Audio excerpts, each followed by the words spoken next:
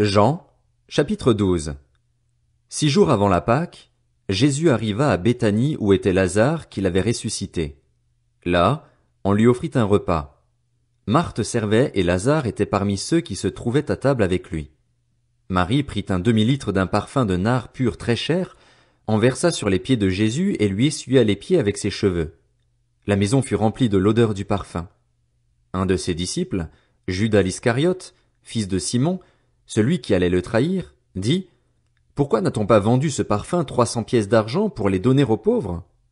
Il disait cela non parce qu'il se souciait des pauvres, mais parce que c'était un voleur, et, comme il tenait la bourse, il prenait ce qu'on y mettait. Jésus dit alors: Laisse-la, elle a gardé ce parfum pour le jour de mon ensevelissement. En effet, vous avez toujours les pauvres avec vous, tandis que moi, vous ne m'aurez pas toujours. Une foule de Juifs apprirent que Jésus était à Béthanie. Ils y vinrent, non seulement à cause de lui, mais aussi pour voir Lazare qu'il avait ressuscité. Les chefs des prêtres décidèrent de faire mourir aussi Lazare parce que beaucoup de Juifs les quittaient et croyaient en Jésus à cause de lui. Le lendemain, une foule nombreuse de personnes venues à la fête apprirent que Jésus se rendait à Jérusalem. Elles prirent des branches de palmier et allèrent à sa rencontre en criant: Hosanna! Béni soit celui qui vient au nom du Seigneur, le roi d'Israël!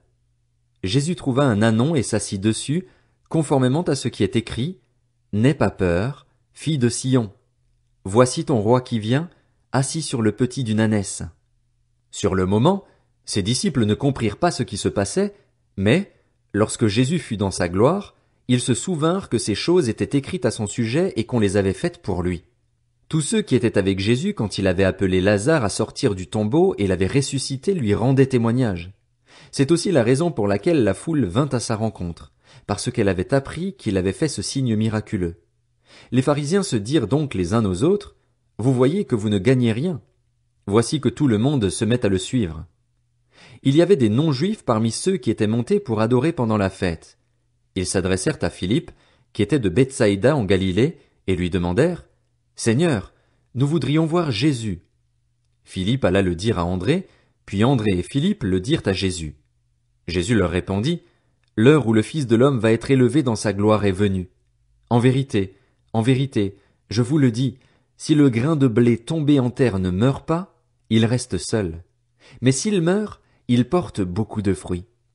Celui qui aime sa vie la perdra, et celui qui déteste sa vie dans ce monde la conservera pour la vie éternelle.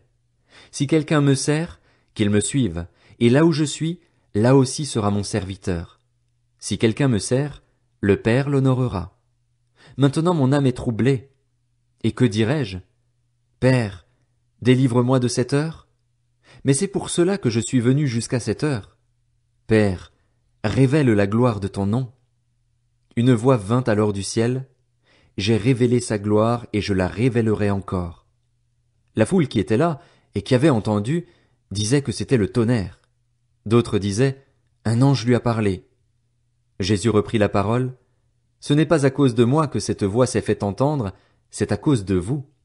C'est maintenant qu'a lieu le jugement de ce monde. C'est maintenant que le prince de ce monde va être jeté dehors. Et moi, quand j'aurai été élevé de la terre, j'attirerai tous les hommes à moi. Par ces paroles, il indiquait de quelle mort il allait mourir. La foule lui répondit: Nous avons appris par la loi que le Messie vivra éternellement. Comment donc peux-tu dire: Il faut que le Fils de l'homme soit élevé? Qui est ce Fils de l'homme? Jésus leur dit: La lumière est encore pour un peu de temps parmi vous. Marchez pendant que vous avez la lumière afin que les ténèbres ne vous surprennent pas, car celui qui marche dans les ténèbres ne sait pas où il va. Pendant que vous avez la lumière, croyez en elle afin de devenir des enfants de lumière. Après avoir dit cela, Jésus s'en alla et se cacha loin d'eux. Malgré tous les signes miraculeux qu'il avait faits devant eux, ils ne croyaient pas en lui. Ainsi s'accomplit la parole annoncée par le prophète Ésaïe: Seigneur, qui a cru à notre prédication? Et à qui le bras du Seigneur a-t-il été révélé? Ésaïe a dit encore pourquoi ils ne pouvaient pas croire. Il a aveuglé leurs yeux et il a endurci leur cœur pour qu'ils ne voient pas de leurs yeux, qu'ils ne comprennent pas dans leur cœur, qu'ils ne se convertissent pas et que je ne les guérisse pas. Ésaïe dit cela lorsqu'il vit sa gloire et qu'il parla de lui. Cependant, même parmi les chefs, beaucoup crurent en lui. Mais, À cause des pharisiens, il ne le déclarait pas, de crainte d'être exclu de la synagogue. En effet, ils aimèrent la gloire des hommes plus que la gloire de Dieu. Quant à Jésus, il s'écria, « Celui qui croit en moi ne croit pas seulement en moi, mais en celui qui m'a envoyé, et celui qui me voit, voit celui qui m'a envoyé. Moi, la lumière, je suis venu dans le monde afin que quiconque croit en moi ne reste pas dans les ténèbres. Si quelqu'un entend mes paroles mais n'y croit pas, ce n'est pas moi qui le juge, car je suis venu non pour juger le monde, mais pour le sauver. Celui qui me rejette et qui n'accepte pas mes paroles à son juge, la parole que j'ai annoncée, c'est elle qui le jugera, le dernier jour.